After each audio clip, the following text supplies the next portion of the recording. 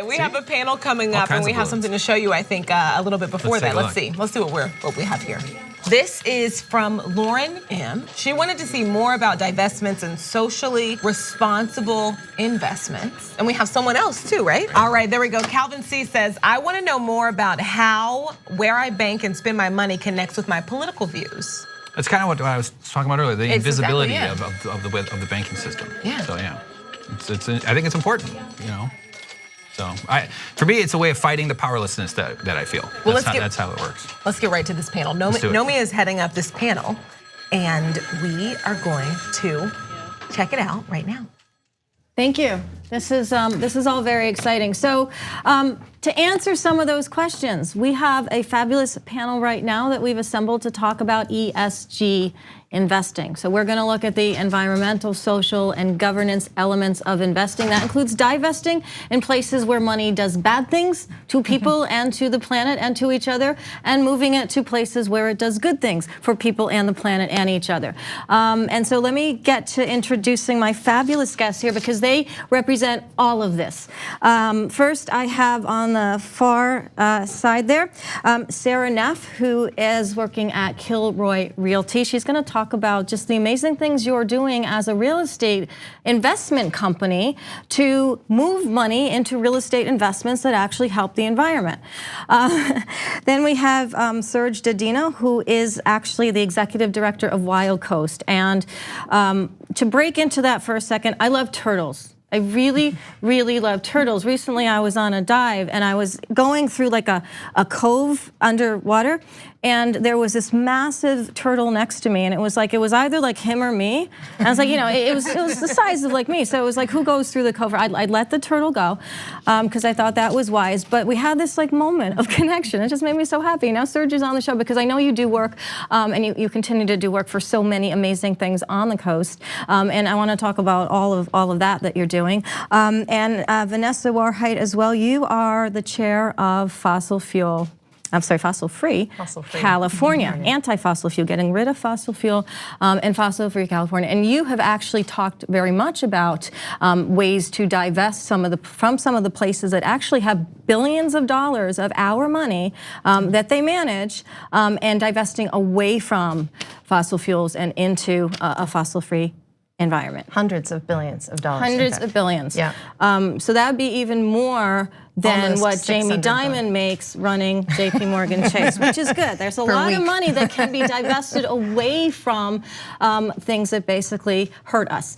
And actually, I want to kind of start with that because along the lines of Lauren's question right there, which was like, talk about divesting and sort of that process of what that looks like and the fights you've had and the things that you've won in terms of redirecting money into better for the environment elements. We have two main campaigns currently to divest CalPERS and CalSTRS, which are the public employee and state teachers retirement systems. Collectively, they have almost 3 million members. And that represents 7.5% of the population of California. So it's a huge, and if you factor in their families, it's a significant chunk of the state. So even if someone's not individually investing or even thinking about what they do as a person, their money, or they think they're not even connected to if you're a public employee, you're a PERS member. If you're a state teacher, public school teacher, you're likely a CalSTRS member. That's your pension, and it's a gift. It's an amazing thing to have a pension these days. Most people just have 401ks and they're in the market willy-nilly. These pensions are awesome, but the pensions have invested, and they're hugely powerful. They're powerful in global financial markets. So what they do is a bellwether, sends a market signal to the rest of the world, which is one reason we focus on them. So we focus on them for 3 reasons. We focus on them to protect the folks whose money is invested, because fossil fuels are actually highly risky. They're not a good investment anymore. They're no longer your grandma's blue chip stock. We do it to engage the average person because there are very few ways that we can see our drops filling the bucket on climate change, and this is one that really does. And we do it to just move the money, because every dollar we divest from toxic fossil fuels, we can invest into ocean restoration or infrastructure or clean transportation or clean energy. And you've actually had a suit as well to do this, and you also work on basically getting fossil fuel companies to take responsibility for the climate change that they have produced into our environment, as well as work towards rebuilding and preserving the coast and what happens underwater. Yeah, so I have two roles. One, I'm the executive director and co-founder of Wild Coast. We're an international conservation team that conserves coastal and marine ecosystems and wildlife. We help save some of the most beautiful coastal and ocean places on the planet in really innovative ways. So helping to establish marine protected areas, big national parks, purchasing land in partnership with, for example, the Mexican National Park Agency, and working with local people to manage that. And really the new thing we're doing that really involves working with these ESG companies and in terms of carbon offsets, and really making sure that monies are invested in a real sustainable and locally based way to sequester carbon. And that's really doing things like seagrass and salt marsh restoration and mangrove restoration. So for example, in Mexico, conserving huge thousands and thousands of acres of mangroves that sequester carbon, but at the same time getting Mexican corporations that are sustainable to invest in those projects that would then benefit local populations. So the new thing with carbon offsets in these corporations is to make sure that they're not doing projects that are 15,000 miles away or 10,000 miles away, but to do those projects that are locally based and locally managed, so we can actually really see the impact. We're starting to do that in Southern California. In San Diego, we'll do a salt marsh restoration project, actually helping the Port of San Diego pioneer one of the first blue carbon programs in California. So they'll restore a wetland, measure how much carbon they're storing, and then we'll look at ways that governments and local companies can do offset programs around that local wetland that benefits the low-income communities. So super cool, innovative stuff. But I'm also the mayor of Imperial Beach, California, the last town on the California coast. A little blue-collar beach town, right? And we were the first city in the world to sue the fossil fuel industry for causing sea level rise and climate change. And a lawsuit that Santa Cruz, Richmond, San Mateo, and Marin counties have joined. Now Boulder has signed on to its own climate lawsuit, Baltimore and the state of Rhode Island, but Little Imperial Beach was #1. And we also, our city council, disinvested from fossil fuels. We said, we don't want those in our investment portfolio because cities have to hold money. And you know what? We're doing as normal as ever. We're a small beach town. We don't have a lot of money. So it really shows that you can have a big impact, be green, be blue, and actually still continue to thrive economically. No, I think that's amazing because we talk about and we have talked about and we know how powerful some of the financial community is at the sort of top of the food chain, and also some of these companies, some of the oil companies, your Exxons, your Chevrons, and everything else, and how they've actually contributed to a pollution of the planet, but also that they're not even economically smart. So if you literally, let's say, don't care about the planet, but you actually care about investing, they're not even necessarily good investments for you. So it sounds to me like right here, you're talking to basically the largest or a couple of the largest pension funds in the country, the two largest pension funds in the country, about divesting what they have, and you're talking about basically bringing money into areas where you can invest in order to make that environmental change, as well as trying to get some of those companies that have been polluting the environment to back off of that. So it's like right here, this is synergy. This is actually us working together. You like each other. No, and now the third element of that synergy. Now you're responsible for a REIT. A REIT's a real estate investment trust. There's lots of different kinds of these REITs. Some are very heinous for people. Some are bad for the environment. But they basically are pools of collections of funds into some sort of an aggregate way to invest in either new real estate projects or something like that. You recently won an award for how you've been doing that in terms of sustainability. Can you sort of bring that into this? Absolutely. So let's be clear. Real estate represents 40% of climate emissions in the US. And they're really invisible. This is not big oil. This is not big gas. These are not things that we're thinking about. I mean, we're in buildings all the time. Like we're in one right now. They sneak up on us. We're in a building. And they have these huge impacts, and yet there's not been the kind of public awareness around them. But the thing is that what we're showing is that not only can you really reduce the carbon footprint of a building, but you can really do it in a really financially successful way. Kilroy will be carbon neutrally operating by the end of next year. That means we'll be 100% renewably powered, and we're gonna make at least $1 million a year doing it. That's conservative. We've really shown over the past 9 years that every time you make an investment in sustainability, you're benefiting your tenants, you're benefiting your investors, because they don't want to be dealing with a lot of this stuff. Our investors ask us, oh my gosh, okay, so I need to deal with climate change. You seem to be doing the right thing. Please tell us what to do. They want to do the right thing.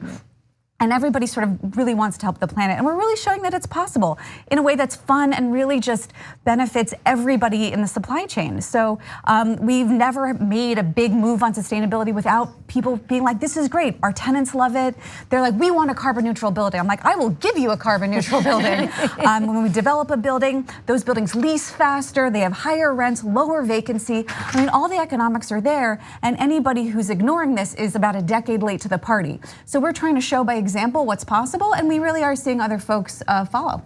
Yeah, I think that's amazing. I remember when I left a little company called Goldman Sachs years ago. It was in like a 9/11, and basically what happened was, as the planes were hitting and stuff, there was a fellow named Gary Cohn who ran the oil trading desk, among other things at the time. And as this is sort of going on the outside, he's trying to get the traders to just basically buy up oil futures, right? So this isn't even about whether those companies that are involved in oil actually are good or bad or indifferent. This is literally just like it was a speculative opportunity to just take pure funds and use them to invest in oil futures, which basically made Goldman Sachs a boatload of money in the wake of this tragedy. And these are the kinds of things that some of the larger institutions do with the money that they have that we can't control behind the scenes on top of skyscrapers. I don't know to what extent they're carbon neutral or not. It was an old building, but that's the kind of thing that they do. And this is, again, I don't know who has brought to light here any sort of under 2-minute and 58-second opening of an Aspiration account, which again I extended in the last segment to anyone who can do that. Take a selfie. We'll do something nice for you. I don't know. We'll do something great. We'll find something. We'll make Jen do more push-ups or something. But what? Free balloons. Free balloons and Jen doing more push-ups. But really the way you can do that, again, besides opening an account very quickly and sending us a selfie if you want to, if you having done that in less than 2 minutes and 58 seconds or more, that's okay because you're watching the show. There's stuff going on. I get it.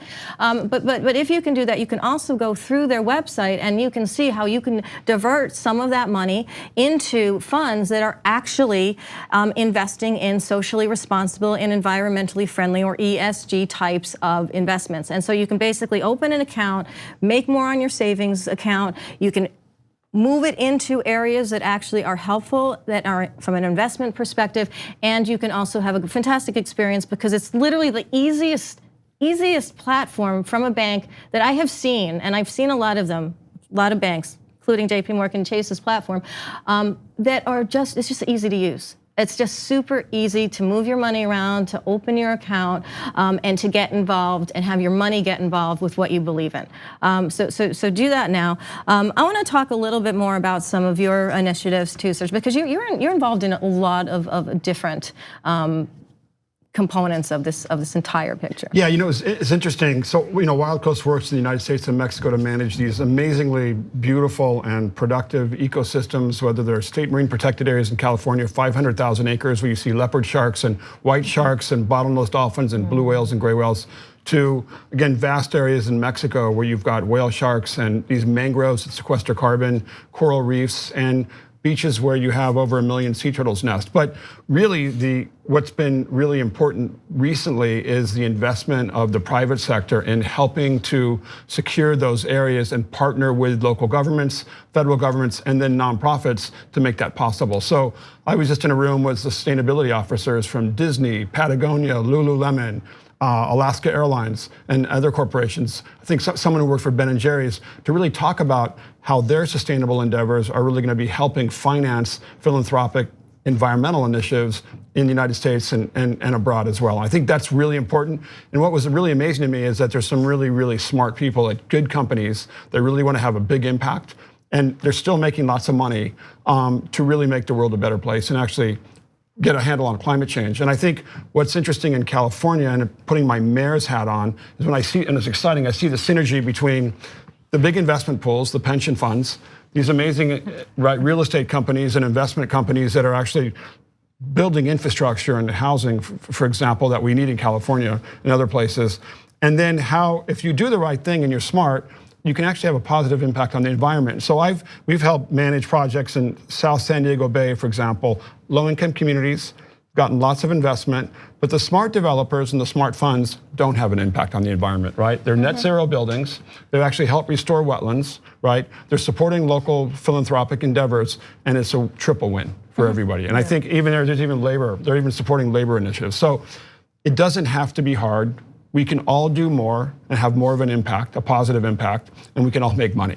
I think that's what's exciting about this new era. And you meet these, it's funny, I meet all these, it used to be developers were the bad guys, right? And the private sector were the bad guys. Well, no, seriously, as an old school activist, right? As an old school punk rock activist who turned into, sort of mainstream conservationist and small town mayor, what's really cool is that people get it now, and they figured it. Those who figure it out are doing really well. They spend less time fighting, right, over protecting the environment, and they're actually getting a lot done, and they're making money. And I think that's really exciting because you get business done quickly, you protect the environment quickly, and everybody feels good and moves on to the next project. That's really the new wave in California. Plus, you can't make money on a dead planet.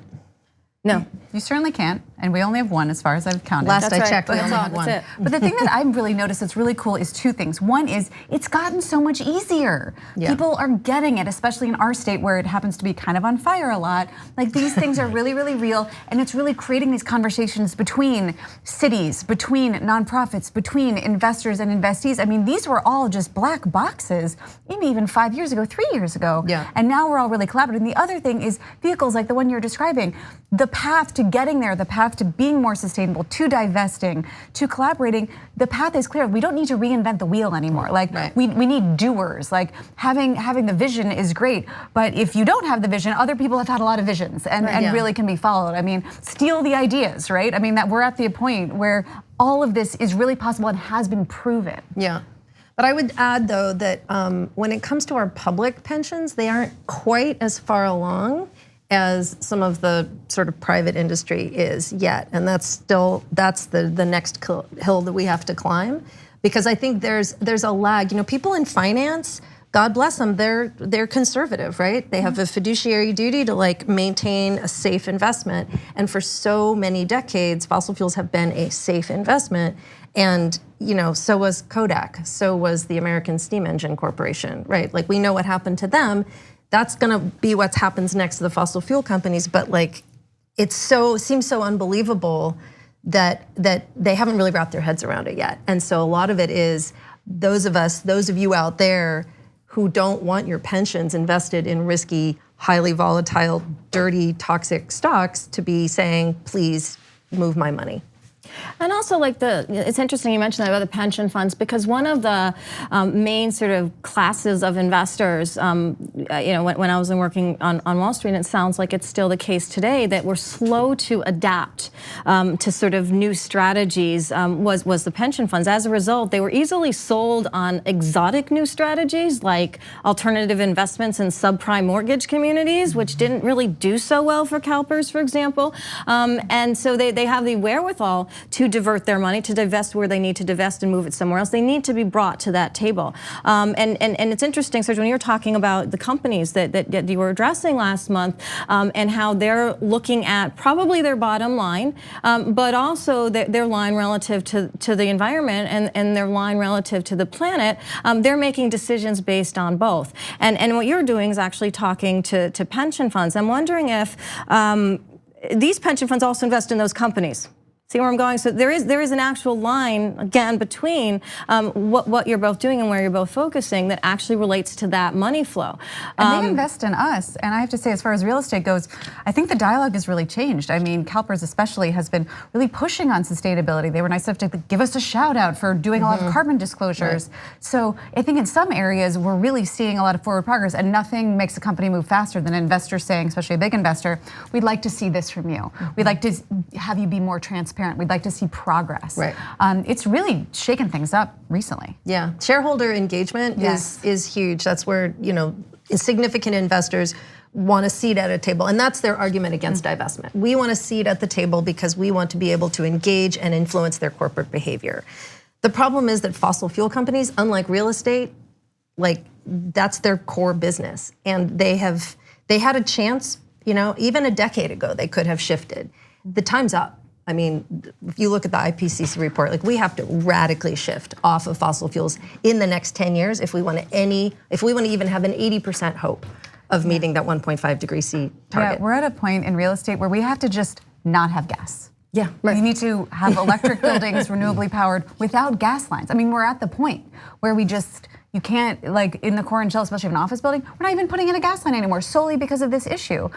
So yeah, I mean, things are really rapidly changing. I mean, I think, especially for a company that doesn't pivot very quickly, like everything that was fine 18 months ago isn't fine anymore. So things are changing a lot. And you know what's really important is the role of leadership. And so for those of us in the outdoor sort of world, obviously Patagonia and Yvonne Chenard, so that the evangelizing for good and for sustainable and responsible investments for ESG, has been going on for a long time. And so my staff was just at the Outdoor Industry Summit in Denver. If you don't know, they moved from having their Outdoor Industry Summit from Salt Lake City to Colorado and Denver because of the impacts, because of Utah's position on destroying wilderness and climate change, et cetera. And those folks, they have the Adventure Conservation Fund. They're investing in philanthropic conservation initiatives all over the world. And so you can really see the impact of strategic investment and people in shareholder-driven companies and privately held companies that really made a decision to have a great bottom line, but actually go beyond what they're supposed to do and make a difference. And I think that's what makes this really exciting and really impactful. But again, the real estate industry also is having a big impact on what we're talking about, climate change and sea level rise, because they're making decisions not to invest in risky areas. And that's causing governments to really rethink about how they address infrastructure development in climate risky areas. And so that actually may have some of the biggest impact on how governments all of a sudden view their role to address climate. Right, and I think, we unfortunately have to wrap because this is going very, very quickly. But along all of this, I think the tie-in too is, beyond the government, beyond the corporate, or in addition to, and the pension funds and the investors, is what you guys can do like literally right now. So right now, you can open an Aspiration account in 2 minutes and 58 seconds or less or more. Again, you're watching this, I get it.